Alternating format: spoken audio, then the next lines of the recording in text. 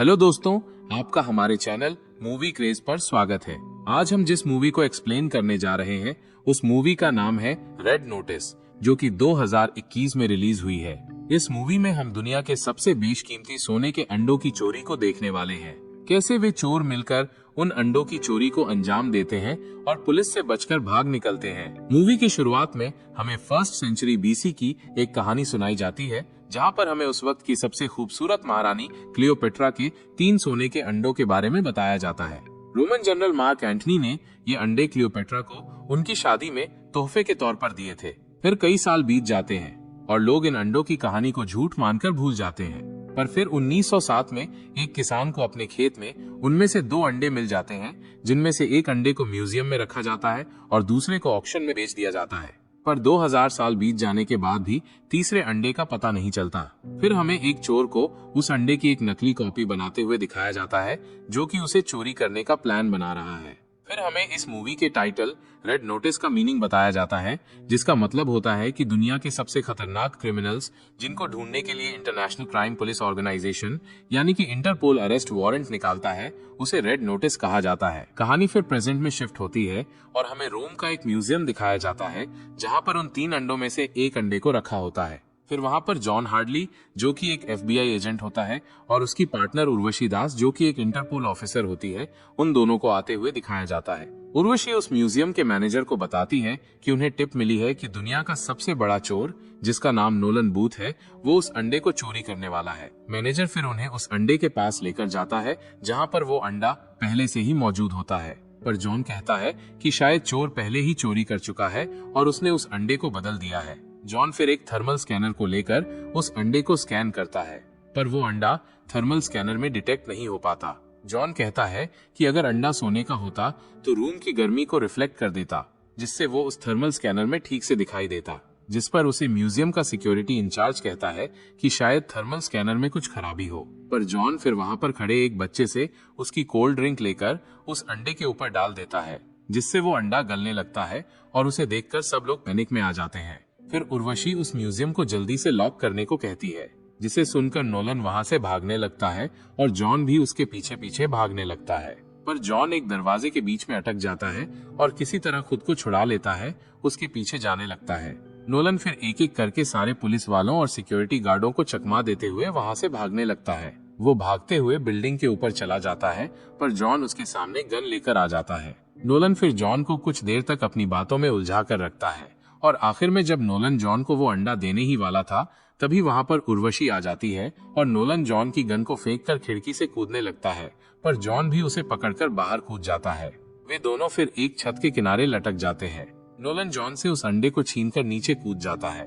Nolan फिर John पर खड़े एक आदमी की बाइक को लेकर वहां से भागने लगता है और जॉन भी वहां पर खड़ी एक कार में बैठकर नोलन के पीछे जाने लगता है। पर तभी साइड से आ रही एक वैन से टकराकर उसका एक्सीडेंट हो जाता है और वो रुक जाता है और नोलन वहां से भाग जाता है। फिर जब नोलन वहां से भागकर बाली में अपने घर पर पहुंचता है तो जॉन वहां पर पहले से ही मौजूद होता है। उर्वशी और उसकी टीम भी वहां पर आ जाती है।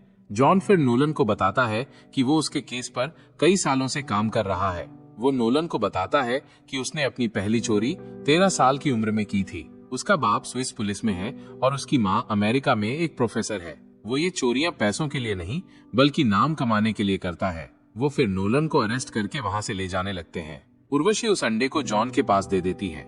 जॉन फिर अंडे को वैन में रख देता है, पर तभी एक और चोर, जिसका नाम सारा होता है, वो उस अंडे को बदल देती है। जॉन को यहाँ थोड़ा शक होता है और वो अंडे की चेकिंग करता है, पर जब उसे सब कुछ ठीक लगता है तब वो वहां से चला जाता है और सारा उस अंडे को चुरा लेती है। जॉन फिर रोम वापस चला जाता है और जब वो एक बार में बैठा होता है तो उर्वशी उसके पास वो अंडा लेकर आती है। उर्वशी फिर उस अंडे को नीचे गिरा देती है, जिससे वो अंडा टूट जाता है। वो जॉन को बताती है कि उसके अकाउंट में किसी ने $8 मिलियन ट्रांसफर किए हैं और उसे ये लगता है कि उसने उस अंडे को किसी को बेच दिया है, जिस वजह से उर्वशी जॉन को अरेस्ट कर लेती है। जॉन उसे समझाने की कोशिश करता है, पर वो उसकी बात नहीं सुनती। उर्वशी फिर जॉन को रशिया के एक जेल में भेज देती है। जेल में जॉन की मुलाकात नोलन से हो जाती है। नोलन फिर जॉन को अपना प्लान बताता है। जो कोई भी उन 3 अंडों को एक इजिप्शियन बिलियनियर की बेटी की शादी में लाकर देगा, उसे $300 मिलियन का इनाम मिलने वाला है। नोलन बताता है कि दूसरा अंडा सोटो वोचे नाम के एक इंटरनेशनल आर्म्स डीलर के पास है और वो उस अंडे को चुराने वाला है। जॉन फिर नोलन को तीसरे अंडे के बारे में पूछता है, जिस पर नोलन बताता है कि उसके बारे में उसे भी नहीं पता। नोलन जॉन को अपने साथ काम करने का ऑफर देता है, पर जॉन इस बात के लिए मना कर देता है। नोलन फिर खड़े होकर सबको हिंदी में ये कहने लगता है कि जॉन एक पुलिस वाला है, पर उन रशियन कैदियों को नोलन की बात समझ नहीं आती। पर ड्रॉगो नाम का एक कैदी नोलन की बात सुनकर जॉन के पास आ जाता है। वो उसकी प्लेट को नीचे गिरा देता है और उसे चैलेंज करने लगता है। जॉन उसे समझाने की कोशिश करता है, पर वो फिर जॉन को लात मारकर नीचे गिरा देता है और गार्ड्स आकर उन दोनों को अपने सेल में वापस ले जाते हैं। फिर कुछ देर बाद गार्ड्स आकर जॉन और नोलन को सारा से मिलने के लिए ले जाते हैं। सारा यहाँ जॉन को बताती है कि उसने ही उन अंडों को बदल दिया था और उसी ने उसके अकाउंट में पैसे भेजे थे। सारा फिर नोलन को कहती है कि वो हमेशा उससे एक कदम आगे रही है और उसने ही इंटरपोल को उस अंडे की चोरी की टिप दी थी। वो नोलन को ऑफर देती है कि वो उसे तीसरे अंडे की लोकेशन बताए और इसके बदले में वो उसे 10% हिस्सा देगी। पर नोलन इस ऑफर को ठुकरा देता है, जिससे सारा वहां से चली जाती है और जाते वक्त वो गार्ड्स को कहती है कि उन दोनों को ज्यादा से ज्यादा काम पर लगाया जाए, जिस वजह से गार्ड्स उन्हें दीवार की मरम्मत का काम दे देते हैं। फिर जॉन और नोलन एक साथ डील करते हैं कि नोलन जॉन को सारा को पकड़ने में मदद करेगा, जिससे वो खुद को निर्दोष साबित कर सके, और सारा को पकड़ने के बाद नोलन दुनिया का सबसे बड़ा चोर बन जाएगा। फिर हमें नोलन और जॉन को अपने सेल में एक साथ बातें करते हुए दिखाया जाता है। जॉन नोलन से पूछता है कि तुम ये सब चोरियां क्यों करते हो, जिस पर जॉन बताता है कि जब वो 8 साल का था तब उसके पिताजी की घड़ी गुम हो गई थी और उसके पिताजी को ये लग रहा था कि वो उसी ने चोरी की है, जिस वजह से उन्होंने उससे 1 साल तक बात नहीं की। पर एक दिन वो घड़ी उन्हें अपने कुछ पेपर्स के नीचे मिली। उस दिन से उसने ठान लिया कि जिस गलती की सजा उसे इतने दिनों तक मिली, जो उसने कभी की ही नहीं थी, वो अब हमेशा करेगा। फिर अगले दिन वे अपने भागने का प्लान शुरू करते हैं। नोलन एक नहाने का साबुन लेता है जिसमें ग्लिसरीन होता है। वो उसे लेकर एक क्लीनिंग सॉल्यूशन में डाल देता है जिसमें नाइट्रिक एसिड होता है। वो उन दोनों को मिक्स करके एक क्लीनिंग मशीन में डाल देता है, जिससे उस मशीन में धमाका हो जाता है। धमाके की वजह से चारों ओर अफरा तफरी मच जाती है। वे दोनों फिर गार्ड्स को मारकर वहां से भागने लगते हैं। जब वे दरवाजे के पास पहुंचते हैं तो नोलन एक सिक्योरिटी गार्ड का बैज लेकर उसे स्कैन करता है और दरवाजे को ओपन करता है। वे बाहर जाकर जेल की दीवार के पास पहुंचते हैं। वे उस दीवार को बड़ी ही आसानी से गिरा देते हैं, जिसकी मरम्मत उन्होंने ही की थी। वे फिर ब्रिज के पास खड़े एक गार्ड को मारकर उसकी गन छीन लेते हैं। नोलन फिर भागते हुए हेलीकॉप्टर के अंदर चला जाता है। जॉन भी फिर उस ब्रिज पर भागते हुए हेलीकॉप्टर की ओर जाने लगता है, पर उस जेल का जेलर उस ब्रिज पर मिसाइल चला देता है। पर जॉन खुद को किसी तरह बचाते हुए हेलीकॉप्टर के अंदर कूद जाता है। जेलर फिर से एक और मिसाइल चला देता है, पर जॉन हेलीकॉप्टर का दूसरा दरवाजा खोल देता है और मिसाइल हेलीकॉप्टर के बीच में से निकलकर एक पहाड़ से टकरा जाती है और वे दोनों वहां से भाग जाते हैं। फिर हमें सारा को दिखाया जाता है, जो उर्वशी को जॉन और नोलन के जेल से भाग जाने की टिप देती है। वह उसे उन दोनों के अगले प्लान के बारे में भी बताती है। हम फिर नोलन और जॉन को देखते हैं, जो कि नोलन के एक फ्रेंड टैमवे से मिलते हैं। टैमवे उन्हें एक प्लेन अरेंज करके देता है, जिससे वे दोनों रशिया से निकल सके। नोलन जाते वक्त जॉन को अपना प्लान समझाता है। नोलन बताता है कि दूसरा अंडा सोटो के ही घर में है। उसने एक पार्टी को ऑर्गेनाइज किया है। वो अंडा एक लॉकर में है, जिसे खोलने के लिए सोटो की वॉइस और फेस आईडी लगेगी, जो कि वे एआई से बना सकते हैं। उस लॉकर में एक पासवर्ड लगा है, जो हर 6 मिनट में चेंज होता है और वो सोटो के फोन में है, और वो फोन सोटो के फिंगरप्रिंट से ही अनलॉक हो सकता है। वहां पर चारों ओर सीसीटीवी कैमरे लगे हुए हैं और उस लॉकर के पास हमेशा 2 सिक्योरिटी गार्ड्स मौजूद होते हैं, जो हर 2 मिनट बाद अपनी पोजीशन को चेंज करते हैं, और उस दौरान उनके पास 45 सेकंड्स का टाइम है, जिसमें वे इस चोरी को अंजाम दे सकते हैं। फिर हमें नोलन और जॉन को दिखाया जाता है, जो सोटो की पार्टी में एक वेटर और गेस्ट के भेस में आए हुए होते हैं। जॉन को वहां पर सारा भी दिखती है। वहां पर कुछ तमाशा ना हो, इसलिए वे दोनों एक साथ डांस करते हैं। नोलन फिर सोटो के फिंगरप्रिंट्स लेकर जॉन को सिग्नल दे देता है। जॉन फिर चुपके से सोटो का मोबाइल चुरा लेता है। वे दोनों फिर एक वॉशरूम के पास आते हैं। नोलन फिर वहां के सिक्योरिटी कैमरास को हैक कर लेता है, और जब वहां खड़े गार्ड्स अपनी पोजीशन चेंज कर रहे होते हैं, तब वे दोनों उस लॉकर के पास चले जाते हैं। फिर नोलन अपने डिवाइस की मदद से सोटो की वॉइस और फेस आईडी को स्कैन करता है। फिर वो सोटो के फिंगरप्रिंट्स लेकर उसका मोबाइल खोलकर उस पासवर्ड की मदद से उस लॉकर को अनलॉक कर लेते हैं। वे दोनों अंदर जाने ही वाले होते हैं कि तभी पीछे से उर्वशी आ जाती है। वो जॉन को हथकड़ी देती है और नोलन को अरेस्ट करने को कहती है, जिससे जॉन नोलन को हथकड़ी पहनाने का नाटक करता है और उर्वशी के पास आकर उसकी गन को नीचे गिरा देता है और वे दोनों अंदर चले जाते हैं। पर जब वे अंदर जाते हैं तो सारा वहाँ पर पहले से ही मौजूद होती है। उन तीनों में कुछ देर तक लड़ाई होती है और आखिर में सारा उन दोनों को हथकड़ी में लॉक करके नीचे गिरा देती है और सोटो भी वहाँ पे आ जाता है। फिर हमें पता चलता है कि सारा पहले से ही सोटो से मिली हुई थी और उसने ही उन दोनों को पकड़वाने का प्लान बनाया था। फिर उन दोनों को लेकर एक जगह पर बांध दिया जाता है। फिर सारा जाकर जॉन को टॉर्चर करने लगती है, जिससे कि नोलन उसे तीसरे अंडे की लोकेशन बता दे। कुछ देर तक टॉर्चर करने के बाद नोलन बताता है कि तीसरा अंडा कायरो के पिरामिड में है।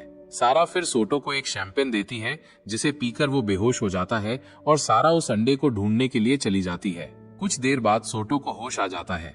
उसे कुछ ठीक से दिखाई नहीं दे रहा होता और वो उन दोनों के ऊपर गोलियां चलाने लगता है।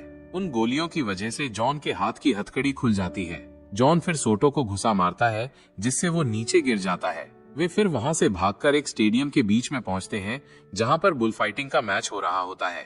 वो पीछे जाने की कोशिश करते हैं, पर सोटो उन पर गोलियां चलाने लगता है, पर वे किसी तरह खुद को बचाकर वहां से भाग निकलते हैं। वे दोनों फिर एक ट्रेन में चढ़ जाते हैं, जहां पर नोलन जॉन को बताता है कि उसने सारा को उस अंडे की गलत लोकेशन बताई है। नोलन फिर जॉन को उस तीसरे अंडे की हिस्ट्री बताता है। वो अंडा एक नाजी कलेक्टर रुडोल्फ के पास था। वर्ल्ड वॉर के दौरान जब रेड आर्मी ने बर्लिन पर कब्जा किया, तब उस कलेक्टर ने उस अंडे और बाकी कई सारी बेशकीमती चीजों को अर्जेंटीना के एक जंगल में छुपा दिया।